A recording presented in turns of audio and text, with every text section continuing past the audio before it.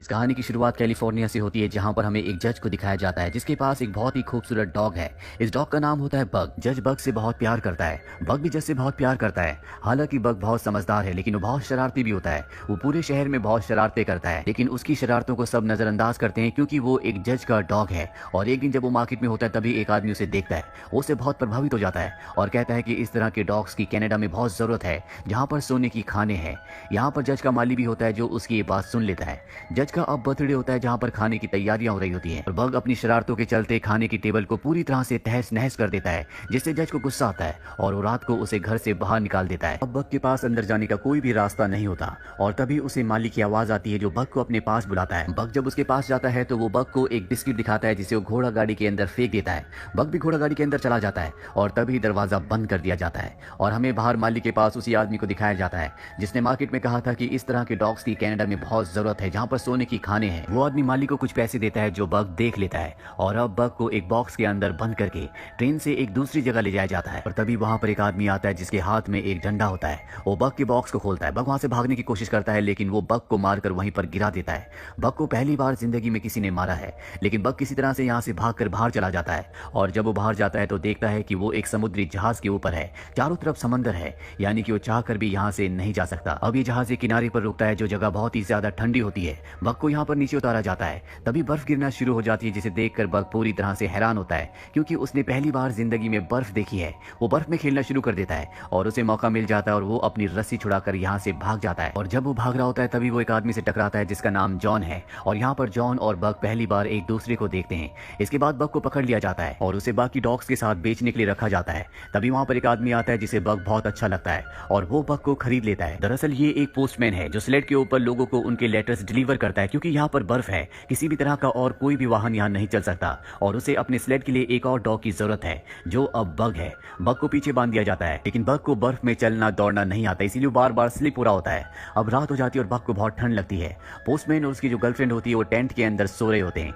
Bug वैसे बहुत शैतान होता है, इसीलिए वो चुपके से टेंट के अंदर जाता है और पोस्टमैन की गर्लफ्रेंड को बाहर निकालकर खुद अंदर सो जाता है। जल्दी पोस्टमैन की गर्लफ्रेंड की आंख खुलती है और वो बग को टेंट से बाहर निकालकर खुद वहां पर सो जाती है। बग को कुछ भी समझ नहीं आता कि वो इतनी ठंड में कैसे सोएगा और तभी वो अपने सामने एक काली भेड़िए को देखता है जो उसी को देख रहा होता है। बग उससे डर जाता है और जब वो पीछे जाता है तभी वो एक डॉग से टकराता है जो गड्ढा करके सो रहा होता है। वो डॉग वहां से उठकर चला जाता है और बग उस गड्ढे में सो जाता है। उसे समझ में आ जाता है कि बर्फ में कैसे सोया जाता है। अब अगली सुबह एक बार फिर से सब के सब डॉग स्लेड को खींच रहे होते हैं, लेकिन यहाँ पर बग को अब भी बहुत परेशानी हो रही होती है। वो सीख रहा होता है कि बर्फ में कैसे भागा जाता है। काम करने के बाद इन सबको खाने के लिए फिश दी जाती है और तभी स्लेड के सबसे आगे जो डॉग भागता है, जो सबसे ज्यादा अग्रेसिव और इगोस्टिक होता है, वो दूसरे डॉग की फिश को छीन लेता है।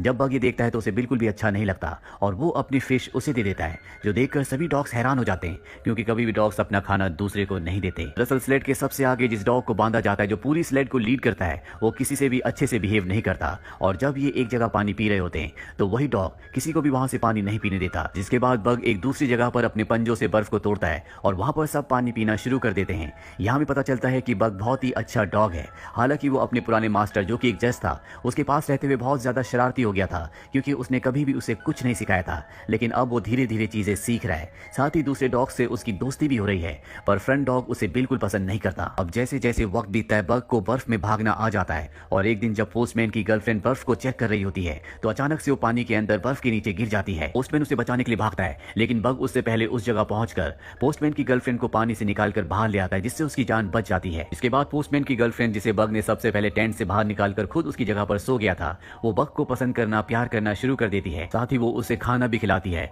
जो देखकर फ्रंट डॉग, जो कि बग से बहुत ज्यादा जेलस है, पूरी तरह से गुस्से में आ जाता है। रात को बग एक खरगोश के साथ खेला करता था और आज भी जब वो उसके साथ खेल रहा होता है तभी वहां पर फ्रंट डॉग आ जाता है और वो उस खरगोश को मार देता है। इसके बाद वो बग के ऊपर भी हमला करता है, जिससे बग बेहोश हो जाता है। पर इससे पहले कि वो बग को मारता, यहाँ पर वही काला भेड़िया आता है जो बार बार बग को दिखता है और वो उस फ्रंट डॉग को ऊपर चट्टान से नीचे फेंक देता है। अगली सुबह दिखाया जाता है कि पोस्टमैन अपने फ्रंट डॉग को बुला रहा होता है, लेकिन वो कहीं भी नहीं होता, इसीलिए आज बग को फ्रंट पर बांधा जाता है। जिसके बाद बग बहुत तेज और बहुत अच्छी तरह से भागता है और ये देखकर पोस्टमैन और उसकी गर्लफ्रेंड बहुत ज्यादा खुश हो जाते हैं। और तभी पोस्टमैन देखता है कि ऊपर से बहुत सारी बर्फ नीचे की तरफ आ रही है, जिससे इन सब की जान जा सकती है। बग भी देख लेता है। पोस्टमैन उसे कहता है कि तुम्हें लेफ्ट जाना होगा, वो लेफ्ट का इशारा करता है, पर तभी बग देखता है कि राइट साइड में चट्टान के ऊपर वही काला भेड़िया है जो उसे पहले भी कई बार दिख चुका है और वो राइट साइड एक गुफा के अंदर चला जाता है और बड़ी समझदारी से गुफा से भागता हुआ सबकी जान बचाकर सबको बाहर ले आता है। जिसके बाद ये उस शहर पहुंच जाते हैं जहां पर इन्हें सबके लेटर्स देने हैं। इस शहर में जॉन भी होता है। जॉन वही है जिससे कभी बग टकराया था।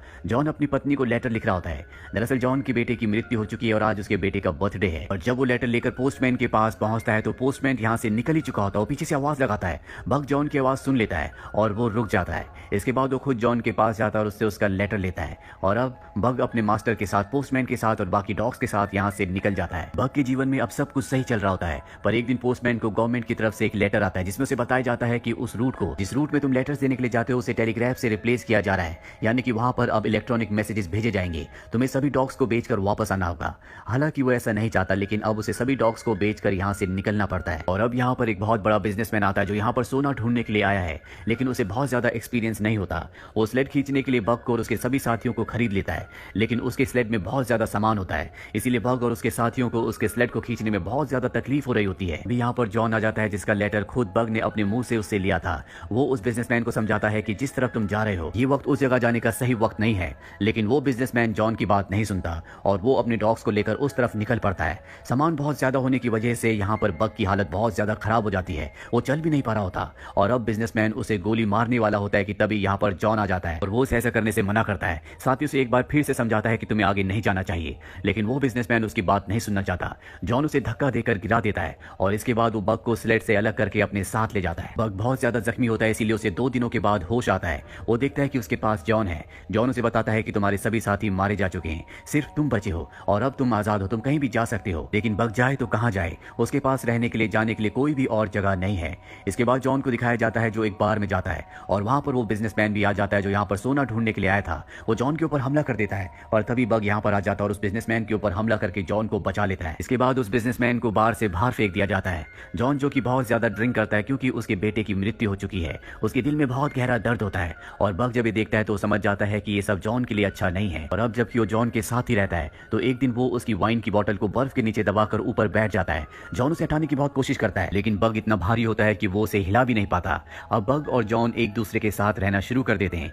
एक दिन जॉन बग को एक नक्शा दिखाता है और बताता है कि इस नक्शे में एक जगह ऐसी है जहां पर बहुत सारा सोना है। मेरे बेटे ने इस पर एक लाइन खींची थी और कहा था कि अगर हमें सोने तक पहुंचना है तो हमें इस रास्ते से होकर गुजरना होगा। और इसके बाद जॉन और बग कश्ती से सोने की तलाश में नदी के रास्ते निकल पड़ते हैं। दरअसल अब बर्फ गल चुकी है और जब ये लगातार आगे बढ़ रहे होते हैं तभी इनकी कश्ती में होल हो जाता है, पानी भरना शुरू हो जाता है और इन दोनों को कश्ती छोड़नी पड़ती है। अभी घने जंगलों से आगे बढ़ते हैं और तभी इन्हें एक केबिन दिखता है जिसे देखकर ये दोनों बहुत खुश हो जाते हैं। अभी दोनों यहीं पर रहना शुरू कर देते हैं। वही हमें उस बिजनेसमैन को दिखाया जाता है जिससे जॉन की बार में लड़ाई हुई थी। वो गन लेकर जॉन को मारने के लिए उसके घर पहुंच जाता है, लेकिन जॉन वहां पर नहीं होता। उस बिजनेसमैन को वहां पर वो नक्शा दिख जाता है जिस पर वो लकीर होती है, जिससे वो समझ जाता है कि हो ना हो सोना वहीं पर है और जॉन भी सोना ढूंढने के लिए गया है। वहीं जॉन जब एक दिन नदी में नहा रहा होता है तो उसे वहां पर सोने का एक छोटा सा टुकड़ा मिलता है, जिसे देखकर वो समझ जाता है कि वो अपनी मंजिल तक पहुंच चुके हैं, वो सही जगह पर हैं। वो सोने के टुकड़े को देखकर बहुत खुश होता है और तभी बग भी पानी के अंदर डुबकी मारता और एक पत्थर को अपने मुंह में दबाकर ऊपर ले आता है। जॉन कहता है कि ये सोना नहीं है। इसके बाद बग एक बार फिर से डुबकी मारता है और इस बार वो सोने के बड़े से टुकड़े को बाहर ले आता है, पर जॉन उसकी तरफ नहीं देखता। बग को लगता है कि इस बार भी उसने गलत चीज को उठाया है, इसीलिए वो उसे वापस पानी में फेंक देता है। और तभी बग देखता है कि वहां पर एक सफेद रंग का भेड़िया है। वो उसका पीछा भी करता है लेकिन वो भाग जाते हैं। यहाँ पर भेड़िए भी रहते हैं और एक दिन जब एक भेड़िया पानी को, नदी को क्रॉस कर रहा होता है तो उसका पैर स्लिप हो जाता है। इससे पहले कि उसकी जान जाती, बग उसकी जान बचा लेता है और अब बग इन भेड़ियों का भी दोस्त बन चुका है। वो ज्यादा से ज्यादा इन भेड़ियों के साथ वक्त बिताना शुरू कर देता है, लेकिन हर शाम को वो जॉन के लिए एक शिकार करके लाता है ताकि उसे खाने की कमी ना हो। बग के ना रहने से जॉन को अकेलापन होना शुरू हो जाता है और जल्दी बग को एहसास हो जाता है। वो जॉन के पास वापस जाता है और उसकी गोद में सर रखकर सो जाता है। और अगली सुबह जब सफेद भेड़िया वहां पर आती है तो एक बार फिर से बग उसके पास चला जाता है। दरअसल बग उसके साथ रहकर बहुत खुश है। जॉन को भी इस बात का एहसास हो जाता है। वो समझ जाता है कि बग को उसका परिवार मिल चुका है। जॉन ने यहाँ पर बहुत सारा सोना इकट्ठा कर लिया होता है, लेकिन सोने के बड़े बड़े टुकड़े वो वापस पानी में, नदी में फेंक देता है और कुछ सोना अपने पास बचा लेता है। वो बग को कहता है कि तुम मेरे सच्चे दोस्त हो, तुम्हें तुम्हारा परिवार मिल चुका है, कल सुबह मैं यहाँ से चला जाऊंगा। बग को सुनकर बिल्कुल भी अच्छा नहीं लगता, वो उदास हो जाता है और वापस वो अपने भेड़ियों के पास, अपने साथियों के पास चला जाता है। रात को जॉन जब केबिन के अंदर होता है तभी उसे एहसास होता है कि बाहर कोई है और जब वो दरवाजा खोलता है तो वहां पर वही बिजनेसमैन होता है जिसके हाथ में गन है। वो अपनी गन से उसके ऊपर हमला करता है जिससे जॉन के हाथ से लालटेन छूट जाती है और पूरा केबिन जलना शुरू हो जाता है। ये दोनों के दोनों बाहर आ जाते हैं। बिजनेसमैन जॉन से कहता है कि मुझे सोना दो और जब वो अपनी जेब से सोना निकालता है तो बिजनेसमैन की आंखें खुली की खुली रह जाती है। वो इसी सोने की तलाश में यहाँ पर आया था। वो इससे पहले कि जॉन को मारता यहाँ पर बग आ जाता है जो उसके ऊपर हमला करके उसे घर के अंदर फेंक देता है जिससे उसकी मृत्यु हो जाती है। जॉन को भी गोली लगी है इसीलिए वो भी अपनी जिंदगी की आखिरी सांसें ले रहा है। बग उसके पास जाता है। जॉन उसे कहता है कि तुम्हें तुम्हारा घर मिल चुका है, अब तुम्हें अपने लिए जीना होगा। और इसके बाद जॉन की भी मृत्यु हो जाती है, जिसके बाद बग उस सफेद भेड़िए के साथ चला जाता है जो कि एक फीमेल भेड़िया है। कुछ वक्त बाद दिखाया जाता है कि बग के और उस सफेद भेड़िया के बच्चे भी हैं। साथ ही बग अपने पूरे झुंड का लीडर भी है, वो सबको लीड करता है। और बग ने वाइल्ड की दुनिया को अपना लिया है जिसने उसे कॉल किया था, यानी कि the call of the wild, यानी कि वाइल्ड की दुनिया ने उसे अपनाया है। और इसी के साथ बग की कहानी यहीं पर खत्म हो जाती है। ये फिल्म ईयर 2020 में रिलीज हुई थी। IMDb पर इसकी रेटिंग है 6.7। उम्मीद करते हैं कि ये कहानी आपको पसंद